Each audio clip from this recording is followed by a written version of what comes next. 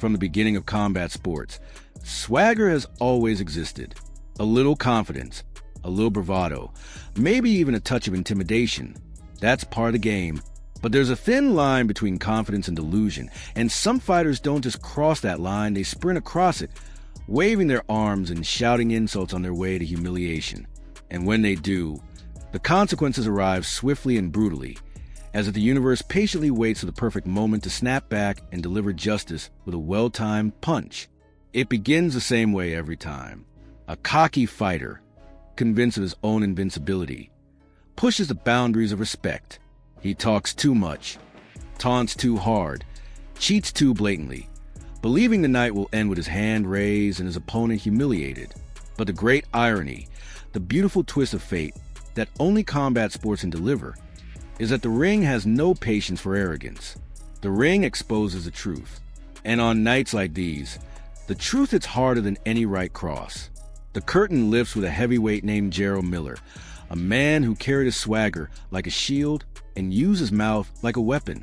He strutted into the arena with the arrogance of someone who believed size alone made him invincible. Before the fight had even begun, he tried to instigate a brawl, slapping away the respectful atmosphere fighters usually maintain during the stare down. He barked trash talk at Daniel Dubois with the confidence of a man who had already convinced himself that victory was inevitable. He taunted him with vulgarity, mocking his past defeats, twisting insults into weapons, trying desperately to get inside the young fighter's head. But Dubois didn't flinch. He didn't shout back. He didn't bite. He just stared, calm and composed, because he knew that in boxing, fists always tell the real story. And when the bell rang, Dubois told his story with violence. From the first moments, he attacked with a cold, focused fury. He snapped his jab like he was chiseling away at a block of stone, each punch carving a new line of regret across Miller's face. The weight difference didn't matter. The trash talk didn't matter. The arrogance didn't matter. Dubois' fists were enough. But Miller, in his delusion, kept marching forward, absorbing blows like he believed he was unbreakable. He laughed off jabs, shrugged off hooks, and even dared to taunt mid-fight, acting as though he were untouchable. For a moment, it looked like he believed his own lies. Then Dubois rose from his own frustration like a phoenix, burning with a fury that had been simmering beneath the surface. He ripped punches into Miller's body, hammering him with combinations that seemed fueled by every insult Miller had ever thrown. The sound of each punch echoed with a sharp, punishing rhythm, and soon Miller's bravado melted. His breathing grew ragged, his legs wobbled, his eyes dimmed, and as the barrage continued, there was only one man who could save him: the referee. Dubois unleashed one final vicious sequence. Hooks, jabs, crosses, until the ref stepped in and dragged Miller back to reality. The predator had become prey, and the cockiest man in the room suddenly looked very small. The next act features a fighter who embraced taunting as if it were a second profession. Ezra Arenka walked into the ring against young Ben Whitaker, with a smirk plastered across his face and disrespect dripping from every word he spoke. He bragged that he wasn't scared, that he didn't respect his opponent, that he was going to knock him out with ease. And when the bell rang, he continued the charade. He danced, he mocked, he stuck out his tongue. He acted like the ring was a playground, and Whitaker was just another kid he could bully. But arrogance is a dangerous drug. It blinds. It dulls the instincts. And Arenka didn't notice that every time he taunted, Whitaker sharpened his focus. Whitaker fought with elegance, precision, and an icy calmness.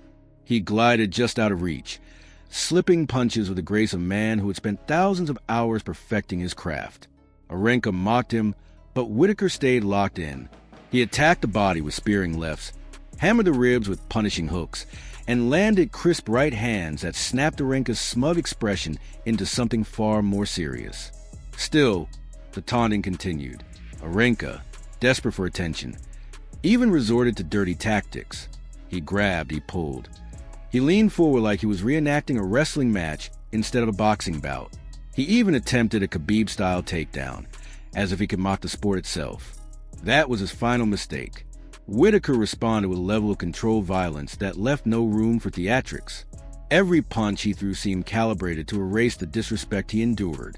He punished Arenka ruthlessly, systematically breaking him down until the referee stepped in, waving off the fight as the taunter finally tasted the bitterness of his own words. The punishment fit the crime. But the world of combat doesn't stop there. It continues into darker corners, where arrogance mutates into outright filth. And in those corners stands Muhammad Habadi, a fighter who earned his reputation not through skill or heart, but through cheap shots and dirty moves. They called him the Persian Lion, but the truth was far less majestic. The universe had a response waiting for him. Diego Brandao, a former UFC fighter known not for trash talk, but for dismantling those who deserved it. Before their fight, Habadi strutted around, swinging wildly, pretending he didn't even notice the glass wall separating him from Brandao. It was the behavior of a man intoxicated by his own ego. But the moment he stepped into the cage, his facade cracked. He immediately turned to illegal tactics, throwing forbidden strikes, holding, grabbing, using every dirty move in the book. Brandao didn't respond with words. He responded with punishment. He tore into a body with a ferocity that made the crowd rise in shock. Every punch sounded like a hammer slamming into a metal door. Every kick rattled a body's bones. Brandao didn't just fight him, he dismantled him. The so-called Persian Lion found himself reduced to a trembling figure trapped beneath the weight of justice. When Brandao finished the job, it wasn't simply a victory. It was a public sentencing carried out in the most physical way possible. But not every story of arrogance involves dirt from the start. Some include moments of desperation that turn into shame. In 2022, Christian Baez dominated previously undefeated Ruben Torres in a fight that looked like it was heading toward decisive victory. Baez was relentless, fast, aggressive, and in complete control. He pushed Torres back with heavy punches and seemed poised to hand him his first defeat. Then Torres committed one of the most shameful acts in recent boxing memory. During a moment of apparent confusion, as Baez bent downward, Torres threw a knockout punch on a man who had temporarily disengaged, a man who thought they were in a pause. Baez collapsed unconscious, the crowd erupting in outrage. Torres celebrated as if it were legitimate. But everyone watching knew what had happened. Torres hadn't won. He had stolen. He had taken the coward's path, and justice was waiting patiently for its turn. Justice came in the form of Eduardo Estella. From the opening moment of their fight, Torres tried to reassert his dominance, pushing forward with aggression, throwing heavy shots, trying to prove that he was still the superior fighter. But Estella was hungry. He weathered the storm, absorbed the punches, and recovered his composure. Then the tide turned. Estella began stalking Torres, backing him up, cornering him, trapping him on the ropes like a hunter narrowing the gap on his prey. He hammered Torres with crushing right hands, then body shots that made him fold.